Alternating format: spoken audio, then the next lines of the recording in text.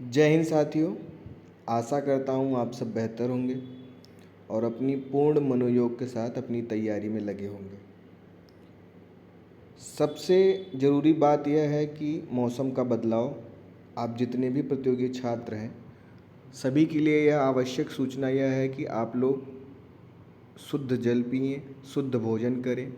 यह समय आप लोगों के लिए बहुत महत्वपूर्ण है। किसी भी प्रकार की कोई भी बीमारी आपके लिए घातक हो सकती है। ठीक है, तो कि कोई भी बहुत बाहर की चीज़ों का सेवन आप मत करिए। शुद्ध जल का प्रयोग करिए। खान पान में विशेष ध्यान रखिए। कुछ समय बाद डेंगू का भी प्रकोप लगभग आ ही चुका है, तो मच्छरदानी लगाकर सोइए। अपना जो रूम हो, अगल बगल का जो वातावरण हो, उसे बहुत बहुत स्वच्छ रखिए। जैसे ये वीडियो सोमवार को आनी थी, लेकिन मेरी तबीयत ख़राब होने की वजह से मैं ये वीडियो नहीं दे पाया। अभी भी तबीयत ख़राब है। फाइनली जो जांच निकाला उसमें मुझे टाइफाइड हो गया है, तो अभी रेस्ट कर रहा हूँ मैं। लेकिन जो थोड़ी सर्दी में फुर्ती आई तो हम सोचे वीडियो आप लोग को दे दें। आज की वीडियो आपके संपूर्ण विश्व के भूगोल का टेस्ट होगा। इसमें मैं और वीडियो की तरह बहुत एक्सप्लेन नहीं करूँगा, लेकिन आप लोग जो भी है आप इसे करके किस तरीके से आपने कितना किया है, अच्छा किया है, कमेंट बॉक्स में ज़रूर रखिएगा। आपको मेरी आवाज़ से लग भी रहा होगा। तो टाइफाइड है, लेकिन बहुत रेयर है। वैसे इस समय जो भी जांच कराएगा टाइफाइड निकल जाएगा, जिसको वायरल है। तो वायरल 1 हफ्ते लेता है। तो मैं यही कहूँगा कि सबसे ज़रूरी बात जो सर बोलते भी हैं, इसीलिए पहले से तैयारी करने के लिए बोला जाता है आप लोगों को। जैसे कि आपको कोई भी बीच में सब प्रॉब्लम आए तो आपकी पढ़ाई में लिए बाधा न बने। ठीक है, तो ये समय आपका बहुत पीक है, तो अपने स्वास्थ्य का विशेष ध्यान रखते हुए तैयारी करिए। चलिए आगे बढ़ते हैं। आज का जो हमारा पहला प्रश्न है, तेज़ी से करेंगे, बहुत एक्सप्लेन नहीं करेंगे आज की वीडियो में।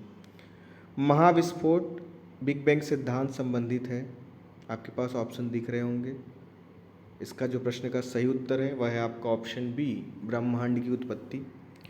इस सिद्धांत के जन्मदाता कई बार एग्जाम में पूछा जाता है, कौन है? जॉर्ज लेमेटियर। इसके अनुसार आज से 15 अरब वर्ष पहले ब्रह्मांड अत्यधिक सकेंद्रित पिंड था, जिसमें महाविस्फोट के परिणाम स्वरूप विभिन्न तारों, ग्रहों आदि का विकास हुआ। ठीक है, आपने कितना सही किया कमेंट बॉक्स में ज़रूर बताइएगा। आकाशगंगा वर्गीकृत की गई है सर्पिलाकार गैलेक्सी के रूप में, विद्युत गैलेक्सी के रूप में, अनियमित गैलेक्सी के रूप में, गोलाकार गैलेक्सी के रूप में। तो किस में की गई है? इस प्रश्न का जो सही उत्तर होगा वह होगा आपका ऑप्शन ए, सर्पिलाकार। ब्रह्मांड के तारों का समूह अनेक गैलेक्सियों में बटा है। वह गैलेक्सी जिसमें हमारा सौरमंडल है मंदाकिनी या आकाशगंगा कहलाती है, तथा यह क्या है? सर्पिलाकार। सर्वप्रथम यह सिद्धांत किसने प्रस्तुत किया कि सूर्य हमारे सौरमंडल का केंद्र है और पृथ्वी उसकी परिक्रमा करता है? बहुत नहीं बोलेंगे, आप लोग ऑप्शन देखकर कमेंट में रखिए, और जब टेस्ट ख़त्म हो तो आप अपना स्कोर ज़रूर कमेंट बॉक्स में बताइएगा। प्रश्न पढ़ूंगा और उत्तर पढ़ूंगा, इतना कंप्रोमाइज़ आप लोग कर लीजिए। तो इस प्रश्न का जो सही उत्तर है वह है आपका ऑप्शन डी। कौन? कॉपरनिकस। पोलैंड के कॉपरनिकस ने इस सिद्धांत को पेश किया। पहले यह माना जाता था कि पृथ्वी स्थिर है तथा सूर्य गतिशील है। इस सिद्धांत को 2500 वर्ष पहले भारत में इसने आर्यभट्ट ने पहले ही प्रतिपादित कर दिया था।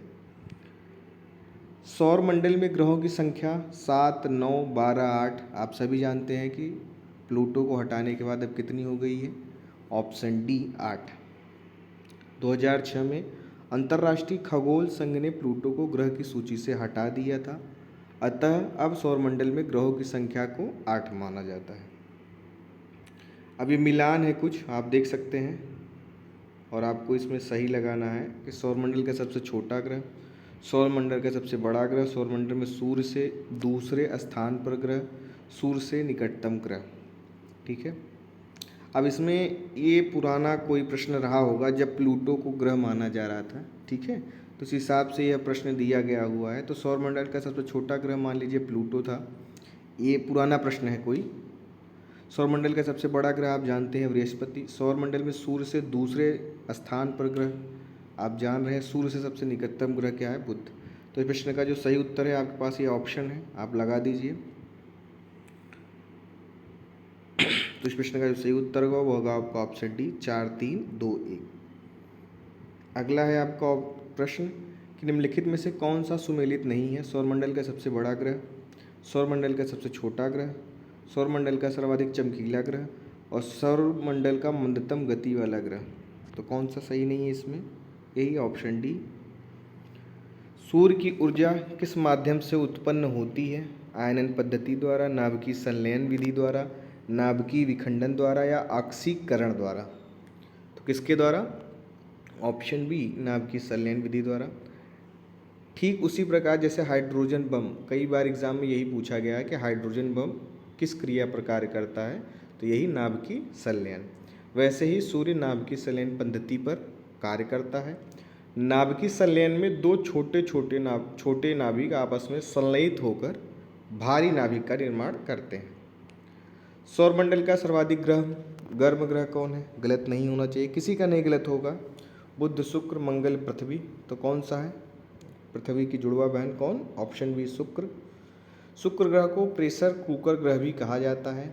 इसका औसत तापमान 726 केल्विन व 475 डिग्री सेंटीग्रेड होता है, जबकि बुध का 452 केल्विन व 350 डिग्री सेंटीग्रेड होता है। शुक्र ग्रह को भोर का तारा तथा इवनिंग स्टार भी कहा जाता है, कई बार एग्जाम में यह पूछे गए हैं।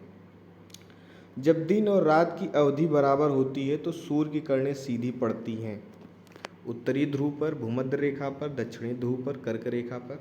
थोड़ा सा भी आपने पढ़ा होगा तो यह प्रश्न का सही उत्तर आप दे पाएंगे। कौन है? ऑप्शन बी, भूमध्य रेखा पर। विषुवत रेखा ही है जो कि ग्लोब को दो बराबर भागों में बांटती है। तो जब यहाँ सूर्य रहेगा तो स्वाभाविक सी बात है कि दोनों तरफ दिन और रात की अवधि समान रहेगी। तो विषुवत रेखा भूमध्य रेखा पर वर्ष में 2 बार 21 मार्च और 23 सितंबर, ये दोनों डेट आप याद रखिएगा, बहुत महत्वपूर्ण है। सूर्य का प्रकाश सीधा पड़ता है, अतः दिन एवं रात की अवधि भी क्या होती है? बराबर। सौरमंडल में सबसे बड़ा ग्रह कौन सा है? ऊपर कई बार हो चुका। कौन है? ऑप्शन ए, बृहस्पति। बृहस्पति न केवल आकार की दृष्टि से बड़ा है अपितु इसमें सर्वाधिक उपग्रह भी हैं। ऐसा नहीं है, अभी करंट में तो बदल भी गया, जान रहे हैं शनि का ग्रह हो गया है। तो बृहस्पति के बाद आकार में सबसे बड़ा ग्रह क्या है? शनि। किस ग्रह के चारों ओर वलय है? शनि, मंगल, बुध, पृथ्वी। तो वलय किसके है? ऑप्शन ए, शनि। सूची 1 को सूची 1-2 से सुमेलित कीजिए तथा सूचियों के नीचे दिए गए कूट का प्रयोग करते हुए सही उत्तर करिए। ग्रह है, उपग्रह है, पुच्छल तारा है, कृत्रिम उपग्रह यान है, और ये है चंद्रमा, यूरेनस, मैरिनर और हैली। आपके पास ऑप्शन ये दिए हुए हैं 2 1 4 3, 1 2 3 4, 4 3 1 2 और 2 1 3 4। तो कौन है? ऑप्शन 1। ग्रह क्या है? यूरेनस है। उपग्रह क्या है? चंद्रमा है। पुच्छल तारा क्या है? हैली है। और कृत्रिम उपग्रहयान कौन है? मैरिनर। जब किसी वस्तु को पृथ्वी से चंद्रमा पर ले जाया जाता है तो उसका भार बढ़ जाता है, उसका भार घट जाता है, भार में कोई परिवर्तन नहीं होता, भार रहित हो जाता है। तो इस प्रश्न का जो सही उत्तर है आप सभी जानते हैं, ऑप्शन बी, उसका भार क्या हो जाता है? घट जाता है, 1/6 भाग महसूस होता है। पृथ्वी की तुलना में चंद्रमा का गुरुत्वीकरण कम होता है, अतः चंद्रमा पर किसी वस्तु के भार में 1/6 तक कमी आ जाती है। भारत प्राचीन महाद्वीपीय गोंडवाना लैंड का भाग था, ये कई बार चर्चा हो चुका है। वर्तमान समय में नीचे दिए गए क्षेत्र में कौन गोंडवाना लैंड हिस्सा था? दक्षिण अमेरिका, अफ्रीका, ऑस्ट्रेलिया। तो आप सभी जानते हैं कि गोंडवाना लैंड का ये सभी हिस्सा रहे थे। उत्तर अमेरिका, यूरोप के कुछ हिस्से, ये सब अगर आप देखेंगे तो अंगारा लैंड थे, गोंडवाना लैंड में ये सभी थे। Option D. इसमें बहुत एक्सप्लेन करने की ज़रूरत नहीं है, इसके पहले के जो टेस्ट हुए हैं उसमें हमने विस्तृत एक्सप्लेन किया है। मोना लोआ एक सक्रिय ज्वालामुखी है, अलास्का का, हवाई का, इटली का या जापान का। तो आप सभी जानते हैं कहाँ का? हवाई का। Option B. अमेरिका के हवाई द्वीप में स्थित एक सक्रिय ज्वालामुखी है। निम्नलिखित ज्वालामुखियों में किसे भूमध्य सागर का प्रकाश स्तंभ कहते हैं? एटना, पेली, वेसुवियस, स्ट्रोम्बोली। तो अच्छा प्रश्न है, कई बार एग्जाम में मिलान में भी आया। तो कौन है? Option C, Stromboli. भूमध्य सागर में सिसिली द्वीप के निकट स्थित स्ट्रोम्बोली से निकलने वाली ज्वलनशील गैसों के कारण प्रकाश उत्पन्न होने से इसे क्या कहते हैं? प्रकाश स्तंभ। रिंग ऑफ फायर संबंधित है भूकंप से, ज्वालामुखी से, प्रशांत महासागर से या जंगल की आग से। तो आप सभी जानते हैं कि रिंग ऑफ फायर वही जहाँ ज्वालामुखियाँ बहुत अधिक आती हैं। तो कहाँ आती हैं? एक तो पहली बात ज्वालामुखी से हो गया, और आती कहाँ है ज़्यादातर? प्रशांत महासागर से। तो ऑप्शन बी ऑप्शन 1, 2 और 3 भूकंप से भी है। रिंग ऑफ फायर में भूकंप भी बहुत आते हैं जो जोन होता है। तो प्रशांत महासागर में अगर आप देखेंगे तो भूकंपिंग जोन भी बहुत अधिक है। तो ऑप्शन ए 1, 2, 3 तीनों सही है। तो प्रशांत महासागरीय क्षेत्र को रिंग ऑफ फायर के नाम से संबोधित किया जाता है क्योंकि यह सर्वाधिक ज्वालामुखी एवं भूकंप से प्रभावित क्षेत्र है। रिएक्टर पैमाने का उपयोग होता है नापने के लिए, आप सभी जानते हैं, इसमें तो बताने वाली बात नहीं है, भूकंप की तीव्रता नापने में। विश्व की सर्वाधिक ऊंची चोटियां किस प्रकार के पर्वतों में पाई जाती हैं? अगर आप इसके पहले के जो भी टेस्ट आपने दिया होगा तो अब स्वाभाविक सी बात है आप कर जाएंगे। कौन? नवीन मोरदाट पर्वत, ऑप्शन ए। ब्लॉक पर्वत आप जानते ही हैं, अवशिष्ट पर्वत के उदाहरण आपने अरावली वगैरह देखा ही, ठीक है। विश्व की सर्वाधिक ऊंची चोटी माउंट एवरेस्ट है जो नेपाल में स्थित है। भारत की हिमालय स्थित सबसे ऊंची चोटी कंचनजंगा है। विश्व की सर्वाधिक लंबी पर्वत श्रृंखला हिमालय है, एंडीज है, रॉकीज है, आल्प्स। तो कौन है? लंबी श्रृंखला कौन सी है? Option B Andes. दक्षिण अमेरिका की प्रमुख पर्वत श्रेणी है जिसकी लंबाई कितनी है? 7200 किमी मानी जाती है। निम्नलिखित में से कौन असत्य है? व्हाइट पर्वत अमेरिका, ब्लैक पर्वत अमेरिका, एटलस पर्वत जर्मनी, आल्प्स पर्वत यूरोप। तो कौन सा असत्य है इसमें? ऑप्शन सी एटलस पर्वत अफ्रीका में है, जर्मनी में नहीं है। अफ्रीका को अगर आप देखेंगे तो इसे अंध महाद्वीप भी कहा जाता है, ठीक है। संसार की छत किसे कहते हैं? किसी का गलत नहीं होना चाहिए, ऑप्शन इसमें देखकर बताइएगा। Option C Pamir. यूएसए के दक्षिण कैलिफोर्निया में स्थित मृतक घाटी जिसे डेथ वैली कहते हैं किसका उदाहरण है? अपनतटीय घाटी का, अभिनति घाटी का, पूर्ववर्ती घाटी का या रिफ्ट घाटी का? तो किसका उदाहरण है? ऑप्शन डी रिफ्ट घाटी का, ठीक है। संयुक्त राज्य अमेरिका में सिलिकॉन वैली अवस्थित है। कोलोरेडो में, कैलिफोर्निया में, न्यू जर्सी में या फ्लोरिडा में? तो सिलिकॉन वैली कहाँ है? ऑप्शन बी कैलिफोर्निया में। सिलिकॉन वैली कंप्यूटर उद्योग के लिए प्रसिद्ध है। इसी प्रकार भारत में बेंगलुरु को सिलिकॉन वैली कहा जाता है। तो ये दोनों फैक्ट आप याद रखिएगा, मिलान में भी कई बार पूछा गया है। संसार का सबसे बड़ा मरुस्थल है कालाहारी, गोबी, सहारा, थार। तो अब सभी जानते हैं कौन है? ऑप्शन सी सहारा। यह उत्तरी अफ्रीका में स्थित सबसे बड़ा मरुस्थल है। दक्षिण एशिया का सबसे बड़ा मरुस्थल कौन है? थार मरुस्थल। यह भी बहुत कई बार एग्जाम में पूछा गया, तो याद रखिएगा। जनसंख्या भी यहाँ अच्छी खासी है। निम्नलिखित में से कौन सा जोड़ा सही है? Kenya campos, Argentina pampas, Venezuela savanna, संयुक्त राज्य अमेरिका स्टेपीज। ये घास के मैदान हैं, एक गर्म घासें होती हैं, एक ठंडी घासें होती हैं। तो कलश अगर आप देखेंगे तो उष्णकटिबंधीय वाली घासें होती हैं, जैसे कंपास, लानोज, ठीक है, सेवाना। ऐसे ट्रिक से याद रखिएगा। तो ये सब क्या होती हैं? कौन सी?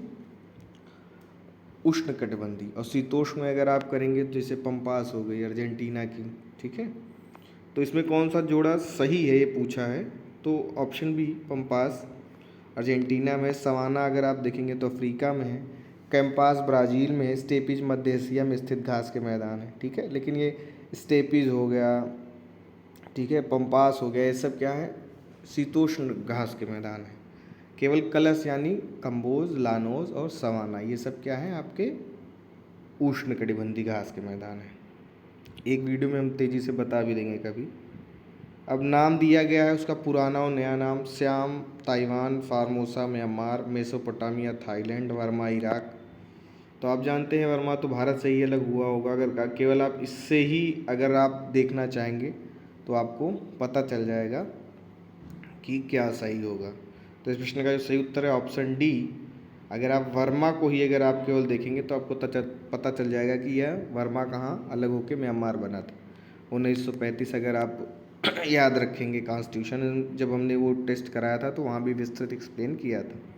इसी प्रकार जापान का पूर्व नाम निप्पन, श्रीलंका का ताम्रपड़ी है, ठीक है। मैगिनाट रेखा थी फ्रांस जर्मनी की सीमा रेखा, पूर्व जर्मनी पोलैंड की सीमा रेखा, अमेरिका कनाडा की सीमा रेखा, भारत पाक की सीमा रेखा। तो कौन है? ऑप्शन ए फ्रांस और जर्मनी की।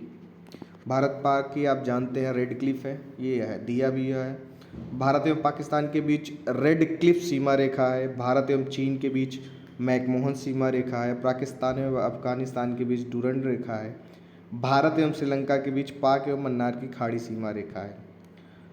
मध्य रात्रि का सूर्य दिखाई देता है उत्तरी ध्रुव पर, दक्षिणी ध्रुव पर, भूमध्य रेखा पर, कर्क रेखा पर। तो कहाँ दिखाई देता है? ऑप्शन ए उत्तरी ध्रुव पर। निम्नलिखित में से कौन पक्षियों का महाद्वीप के नाम से जाना जाता है? यहाँ पक्षियाँ बहुत पाई जाती हैं, यूरोप, ऑस्ट्रेलिया, दक्षिण अमेरिका, एशिया। तो कहाँ? ऑप्शन सी दक्षिण अमेरिका। इसी प्रकार अटलांटिका को श्वेत महाद्वीप एवं अफ्रीका को अंध महाद्वीप की संज्ञा दी जाती है। ऑस्ट्रेलिया की बात करें तो यहाँ अंधे कुएं बहुत पाए जाते हैं, ठीक है। तो कुआं किस देश को श्वेत हाथी की भूमि कहते हैं? अभी हाल ही में यह एग्ज़ामों में पूछा गया है, तो आप देख सकते हैं। जो आप लोग कई बार कमेंट में ये भी कहते हैं सर आपका प्रश्न बहुत सिंपल है, तो ये आए हुए प्रश्न आपको दिख रहे हैं कि आए हुए भी प्रश्न हैं और ऐसे प्रश्न आते भी हैं। सिलेक्शन आपका वहाँ रुकता है जब आप इजी प्रश्नों को गलत करते हैं। सिलेक्शन वहाँ कभी नहीं रुकेगा या आपने टफ प्रश्न आपसे नहीं हुआ। टफ प्रश्न ऐसे होते हैं 10-20 एग्ज़ाम में कि जिसे आपको छोड़ देना चाहिए। आप उसी को अपना ईगो फंसा कर ज्वाइन करते हो और वो आपका सही प्रश्न भी गलत कर देता है। तो अगर आप स्मार्ट जो सीनियर से अभी आप कभी सलाह लोगे या सीनियर जो समझोगे आप, तो वो उनका यही पद्धति रहती है कि वो वही चीज़ टारगेट करते हैं जो, क्योंकि प्रीलिम्स आपको क्वालिफाई कराने वाला नंबर है, इससे सिलेक्शन नहीं होना है, सिलेक्शन मेंस के नंबर से होना है। तो आप स्मार्ट तरीके से केवल उसी को टारगेट करिए जहाँ से आप आसानी से नंबर गेन करके आप अपना एग्ज़ाम क्वालिफाई कर लीजिए। मेंस में बेहतर करिए और टॉप करिए, ठीक है। जिस दिन इस समय समझ जाएंगे आप आपका अच्छा खासा स्थिति में आ जाएंगे। तो श्वेत हाथी की भूमि आप सभी ने उत्तर सही कहा होगा, ऑप्शन बी थाईलैंड। यहाँ सर्वाधिक हाथी भारत में पाए जाते हैं तथा इसे राष्ट्रीय विरासत पशु भी घोषित किया गया है भारत का। सूर्योदय का देश नाम से कौन देश प्रसिद्ध है? Norway, Japan, Britain, Finland. कौन? ऑप्शन बी जापान, क्योंकि ये सबसे पूर्व में है। हमारे जलमंडल का सबसे बड़ा भाग अटलांटिक महासागर, हिंद महासागर, प्रशांत महासागर, अंटार्कटिका महासागर। तो ये आप सभी जानते हैं कौन है? ऑप्शन सी प्रशांत महासागर। पृथ्वी का 3/4 भाग जलमंडल से घिरा है, इसमें सबसे बड़ा जलीय भाग प्रशांत महासागर का है, ठीक है। प्रशांत महासागर की अगर आप बात देखेंगे तो एशिया का पूर्वी, ऑस्ट्रेलिया का पूर्वी सिरा, उत्तरी अमेरिका का पश्चिमी और दक्षिण अमेरिका का पश्चिमी, ये सब कहाँ है? प्रशांत महासागर से घिरे हुए हैं। निम्नलिखित में से कौन सी शीत धारा है? इनसे प्रश्न बहुत पूछते हैं। Humboldt, Kuroshio, gulf stream, Agulhas. तो आप जानते हैं गल्फ स्ट्रीम एक गर्म धारा है, तो यहीं से आप कट कर सकते हैं, इसकी एक वीडियो मैं बना दूंगा, ठीक है। तो कौन सा है? ऑप्शन ए हम्बोल्ट की धारा, इसे पेरू की भी धारा कहते हैं। महासागर में ज्वार भाटा की उत्पत्ति के क्या कारण है? सूर्य के प्रभाव से, पृथ्वी के घूर्णन गति से, सूर्य और चंद्रमा के संयुक्त प्रभाव से, गुरुत्वाकर्षण, अभिकेंद्री बल तथा अपकेंद्री बल। अब देखिए यही प्रश्न कई बार एग्जाम में पूछे गए हैं, आप इसको नकार नहीं सकते। अब आप इसको, आपको ये ईजी लग रहा है लेकिन ये प्रश्न गलत भी कर देते हो आप लोग। तो कौन सा है आपका? Option D. अपवाह क्षेत्र की दृष्टि से जो विश्व की सबसे लंबी नदी है वह है नील, अमेजन, कांगो, मिसिसिपी, सॉरी। तो कौन है? ऑप्शन बी अमेजन नदी। दक्षिण अमेरिका में प्रवाह होने वाली अमेजन अपवाह की दृष्टि से सबसे बड़ी नदी है, जबकि मिस्र की नील नदी सबसे लंबी। तो याद रखिएगा, ठीक है। अपवाह की दृष्टि से पूछा है इसलिए अमेजन, अगर सबसे लंबी पूछता तो नील। निम्नलिखित में से कौन नदी भ्रंश घाटी से बहती है? अमेजन, सिंधु, वोल्गा, राइन। वहाँ भी देखा होगा आपने भ्रंश घाटी में, भारत के परिप्रेक्ष्य में जब हमने पूछा था, ठीक है। तो ऑप्शन इसका जो सही होगा ऑप्शन डी राइन। बहुत महत्वपूर्ण नदी है यह, ठीक है, बहुत व्यस्त नदी मानी जाती है। सीन नदी किस नगर से होकर गुजरती है? लंदन से, पेरिस से, रोम या फ्रैंकफर्ट से। कई बार एग्जाम में यही पूछा गया। अब देखिए ऐसे इजी क्वेश्चन पूछते हैं लेकिन आप ये गलत भी करते हैं। तो कौन? ऑप्शन बी पेरिस से। लंदन कहाँ है? टेम्स नदी के किनारे। रोम क्या है? टाइबर नदी के किनारे। वाशिंगटन जो है पोटोमेक, डियना जो है डेन्यूब जो है नदी के किनारे है। न्यूयॉर्क हडसन नदी के किनारे है। काहिरा मिस्र नदी के तट पर स्थित है। विश्व का वृहत्तम डेल्टा निर्मित होता है गंगा ब्रह्मपुत्र द्वारा, मिसिसिपी मिसौरी द्वारा, यांगसिंगी क्यांग द्वारा या हांगहो द्वारा। तो कहाँ? अपना भारत गंगा ब्रह्मपुत्र द्वारा जो बनता है, जहाँ सुंदरवन डेल्टाएँ हैं। संसार का सबसे बड़ा द्वीप है बोर्नियो, ग्रीनलैंड, मेडागास्कर और न्यू गिनी। तो क्या है सबसे बड़ा द्वीप? Option B Greenland. विश्व में सबसे बड़ा द्वीप समूह इंडोनेशिया में माना जाता है, नोट कर लीजिएगा। ग्रीनलैंड के बाद न्यू गिनी एवं बोर्नियो सबसे बड़े द्वीप माने जाते हैं। विश्व का सबसे बड़ा नदी द्वीप कौन है? मौजली द्वीप है जो ब्रह्मपुत्र नदी पर स्थित है। विश्व की सबसे बड़ी ताजे पानी की झील है विंडरमियर, लाखनिस, लेक बैकाल या लेक सुपीरियर। तो ताजे पानी की सबसे बड़ी झील कौन सी है? Option D lake superior. कहाँ है यह? अमेरिका में स्थित है। और विश्व की सबसे बड़ी गहरी झील कौन सी है? बैकाल। ये कहाँ स्थित है? साइबेरिया में। क्षेत्रफल और आयतन के आधार पर विश्व की सबसे बड़ी झील है अराल सागर, कैस्पियन सागर, बैकाल झील या मिशिगन झील। तो कौन सी है? ऑप्शन बी कैस्पियन सागर। अराल सागर की बात करें तो उज्बेकिस्तान और यूके से याद रखेंगे तो आपको याद होगा। खारे पानी की इस झील का विस्तार कैस्पियन सागर की 3,71,000 वर्ग किलोमीटर है। यह यूरेशिया की सबसे बड़ी झील मानी जाती है। एक वीडियो हम लाएंगे रेड डाटा करके, जिसमें कौन से झील के किनारे कौन कौन से देश हैं, इन सब के बारे में हम तेज़ी से चर्चा कर लेंगे। ठीक है। हारमुज जल संधि पाई जाती है काला सागर मृत सागर के बीच। अब तो ये उत्तर दिख गया, ऑप्शन बी फारस की खाड़ी तथा ओमान की खाड़ी के बीच। आज हम बहुत एक्सप्लेन नहीं कर पा रहे हैं मित्रों, ध्यान दीजिएगा तबीयत की खराबी की वजह से, लेकिन आप लोग का कोर्स पीछे ना हो इसलिए ये वीडियो बना दी। 10 डिग्री चैनल पृथक करता है, यह कई बार चर्चा हो चुकी। ऑप्शन है अंडमान को निकोबार द्वीप से। पाक की खाड़ी किनके बीच है? कच्छ एवं खंबात की खाड़ी, मन्नार एवं बंगाल की खाड़ी, लक्षद्वीप एवं मालदीव द्वीप समूह, अंडमान एवं निकोबार द्वीप समूह। तो ऊपर देखा आपने, इसमें जो सही उत्तर है वह है आपका ऑप्शन बी मन्नार एवं बंगाल की खाड़ी। स्वेज नहर किन दो सागरों को आपस में जोड़ती है? काला सागर, लाल सागर, काला सागर, भूमध्य सागर, लाल सागर, भूमध्य सागर, काला सागर, स्वेज की खाड़ी। तो स्वेज नहर किसे जोड़ती है दो सागरों को आपस में? ऑप्शन सी लाल सागर या भूमध्य सागर। विश्व की सबसे बड़ी कृत्रिम नहर 163 किमी लंबी इस नहर के निर्माण से एशिया एवं यूरोप की दूरी काफ़ी कम हुई है। 1869 में निर्मित किया गया। इसी प्रकार पनामा नहर, यही लिख लीजिएगा, वह अटलांटिक महासागर को प्रशांत महासागर से जोड़ती है। कोरल रीफ या जीवाश्म पट्टी प्रायः कहाँ पाई जाती है? 18 डिग्री सेंटीग्रेड से ऊपर शीतोष्ण जलवायु क्षेत्र में, कर्क एवं मकर रेखा के बीच तटीय क्षेत्रों में, महाद्वीपीय एवं द्वीपों के पूर्व व पश्चिम दोनों तटों पर या ठंडे समुद्री तटों पर। तो अगर आपको मालूम होगा कि कोरल रीफ जो है स्वच्छ जल में पाए ही जाते हैं तो आप समझ जाएंगे कि इसका सही उत्तर कौन सा होगा। तो ऑप्शन बी कर्क एवं मकर रेखा के बीच तटीय क्षेत्रों में। ग्रेट बैरियर रीफ है ऑस्ट्रेलिया के निकट एवं प्रवाल भित्ति, राजस्थान में एक जल विभाजक, चीन की दीवार, राकेश पर्वत की एक श्रृंखला। सिंपल प्रश्न है, ऑप्शन ए ऑस्ट्रेलिया के निकट एक प्रवाल भित्ति है। वायुमंडल कई प्रकार की गैसों के मिश्रण से बना है। पृथ्वी के नज़दीक वायुमंडल में मुख्यतः पाई जाती है नाइट्रोजन एवं ऑक्सीजन, नाइट्रोजन एवं कार्बन डाइऑक्साइड, ऑक्सीजन एवं कार्बन डाइऑक्साइड, एथेन एवं ऑक्सीजन। तो इस प्रश्न का जो सही उत्तर है वह है आपका ऑप्शन है नाइट्रोजन और ऑक्सीजन। यह जरूर नोट कर लीजिएगा कि वायुमंडल में 78.08% नाइट्रोजन, 20.95% ऑक्सीजन होता है, शेष 1% में argon, carbon dioxide, neon, helium, hydrogen ये सब होते हैं। ठीक है, इसी क्रम में होते भी हैं, तो ये जरूर नोट करिएगा, कई बार पूछे गए हैं। अधिकांश मौसम गतिविधियां जिस वायुमंडलीय परत में होती हैं वह कौन सी है? ओजोन मंडल, आयन मंडल, क्षोभ मंडल या वायुमंडल। सबसे निचले मंडल में ही सारी मौसमी घटनाएं होती हैं। ठीक है, तो किस में होती है? ऑप्शन सी क्षोभ मंडल।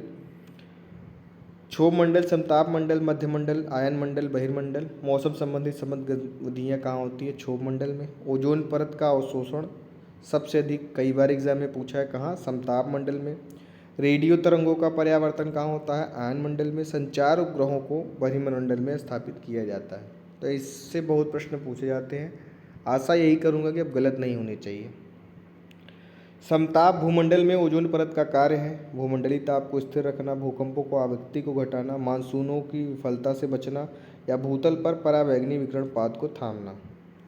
तो ये कौन सा है? ऑप्शन डी भूतल पर पराबैंगनी विकिरण पात को थामना। ओजोन लेयर यही सबसे अधिक समताप मंडल पर आच्छादित होती है।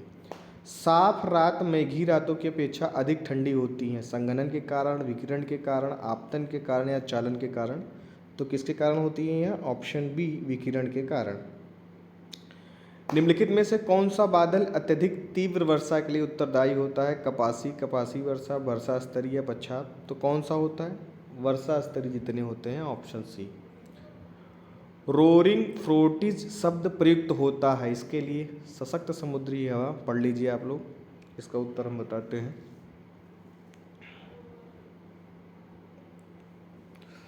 इस प्रश्न का जो सही उत्तर है वह है आपका ऑप्शन ए, सशक्त समुद्री हवाएं 40 से 60 डिग्री दक्षिणांश के मध्य। निम्नलिखित में से कौन सा सुमेलित नहीं है? ये कुछ हवाएं हैं: chinook America, sirocco Sicily, blizzard Chile, nor'wester Bharat. तो कौन सा नहीं है आप समझ सकते हैं? बिल्जर्ड चिली। बिल्जार्ड हिम झंझावात ध्रुवी हवाएं, इनका प्रवाह क्षेत्र साइबेरिया, कनाडा एवं दक्षिणी ध्रुव क्षेत्र में है। विश्व में वन क्षेत्र में किस एक के फैलाव की प्रतिशतता सर्वाधिक है? शीतोष्ण शंकुवृक्षी वन, शीतोष्ण पर्णवाती वन, उष्णकटिबंधीय वन या उष्णकटिबंधीय वर्षा वन। तो किसका अधिक फैलाव है? ऑप्शन सी, उष्णकटिबंधीय वन। पृथ्वी पर घने वन अधिकतर मिलते हैं विषुवत रेखा के पास, कर्क रेखा के पास, मकर रेखा के पास या ध्रुवों के पास। आप समझिएगा कि अधिक वन वहाँ होंगे जहाँ अधिक गर्मी और अधिक वर्षा होगी।